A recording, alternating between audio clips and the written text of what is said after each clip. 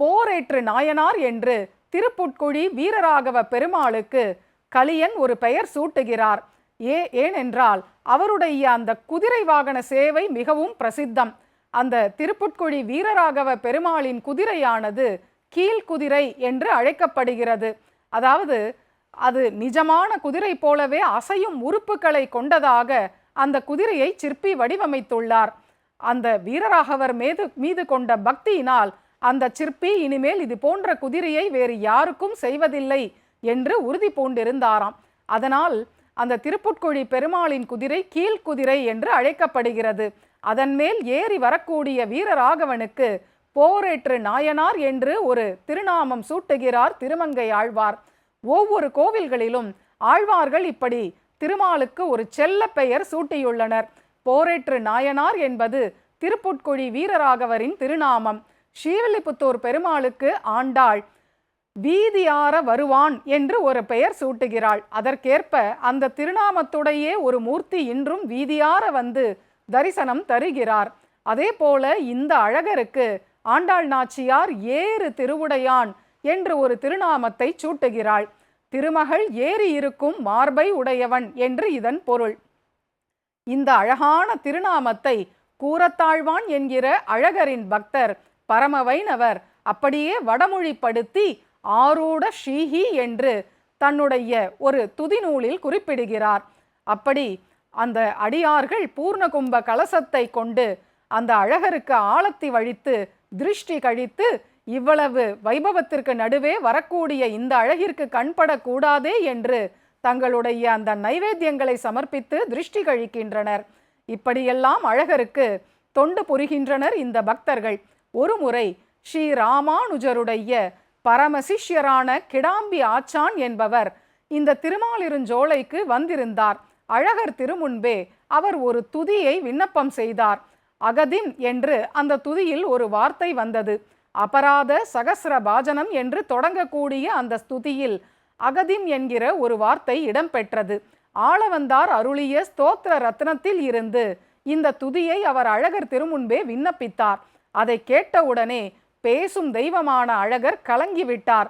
ஸ்ரீ ராமானுஜரையே குருவாக பெற்றும் நீ அகதி என்று சொல்லலாமா? அகதி என்றால் கதியற்றவன் என்று பொருள்.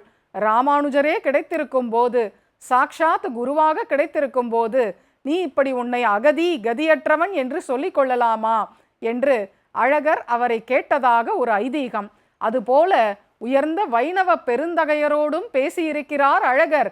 இன்று கள்ளம் கபடம் இல்லாத இந்த பக்தர்களின் மெய்யடியார்களின் பக்தியை கண்டு இவர்களோடும் பேசிக்கொண்டு பரிமேல் ஏறி உலா வருகிறார் அழகர். அப்பேற்பட்ட அந்த திருமாலிருஞ்சோலை தெய்வம் மலையத்வஜ பாண்டியன் என்கிற மன்னனுக்கு ஒரு முறை பிரத்யட்சமாகி இருக்கிறார். மலையத்வஜ பாண்டியன் மதுரையை தலைநகராக கொண்டு பாண்டிய நாட்டை அரசாண்டு வந்தான். அவனிடம் ஒரு ஆகாய விமானம் இருந்தது. அவன் தினந்தோறும் அதில் சென்று வடநாட்டில் கங்கையில் தீர்த்தமாடி வருவான். இது அவனுடைய ஒரு வழக்கம், ஒரு நியமம். அப்படி அந்த மலையத்வஜ பாண்டியன் ஒரு நாள் ஆகாய விமானத்தில் ஏறி செல்லும் போது நடுவழியிலேயே அது நின்று விட்டது. அவன் கீழே இறங்கினான். இறங்கிய இடம் சோலைமலை. இனிமேல் இந்த ஆகாய விமானத்தை பழுது பார்த்து நாம் கங்கையில் தீர்த்தமாடுவது நடக்காது. இங்கேயே ஏதாவது புண்ணிய தீர்த்தம் இருந்தால் நீராடி விடலாம் என்று சுற்றுமுற்றும் பார்த்தான். அப்போது நம்முடைய திருமாலிருஞ்சோலை அழகர் ஒரு வேடுவ சிறுவனை போல கள்ளர் வேஷத்தில் வந்தார். அந்த சிறுவனை கண்டு மயங்கி போனார் அந்த மலையத்வஜ பாண்டிய மன்னன். உடனே அந்த சிறுவன் அரசனை பார்த்து, அரசே, இங்கே ஒரு புண்ணிய தீர்த்தம் உள்ளது, நான் உங்களுக்கு காட்டுகிறேன், வாருங்கள் என்று அழைத்து கொண்டே சென்றான். அவனுடைய நூபுர துவனியை பின்பற்றி மன்னனும் அவனை பின்தொடர்ந்து சென்றார். அப்போது ஒரு இடத்தில் அந்த நூபுர துவனி மறைந்தது. அந்த சிறுவனின் காலடி பட்டு ஒரு தீர்த்தம் பிரவகித்தது. அந்த தீர்த்தம்தான் சிலம்பாறு நூபுர கங்கை என்று சொல்லப்படுகிறது. அந்த புண்ணிய தீர்த்தத்தை காட்டிய அந்த சிறுவன் உடனே மலையத்வஜனுக்கு தன்னுடைய திவ்ய திருக்காட்சியையும் இப்போது தருவது போல காட்ட, உடனே அந்த அழகான தெய்வ காட்சியை கண்ட மலையத்வஜ பாண்டியன் பக்தியால் மனமுருகி மெய் சுளிர்த்து அழகரை வணங்கி சேவித்து நின்றான். அப்போது அழகர், இனிமேல் நீ வடக்கே உள்ள கங்கையில் சென்று தீர்த்தமாட வேண்டாம், அந்த கங்கையை விட புனிதமானது என்னுடைய பாத தீர்த்தமான இந்த நூபுர கங்கை.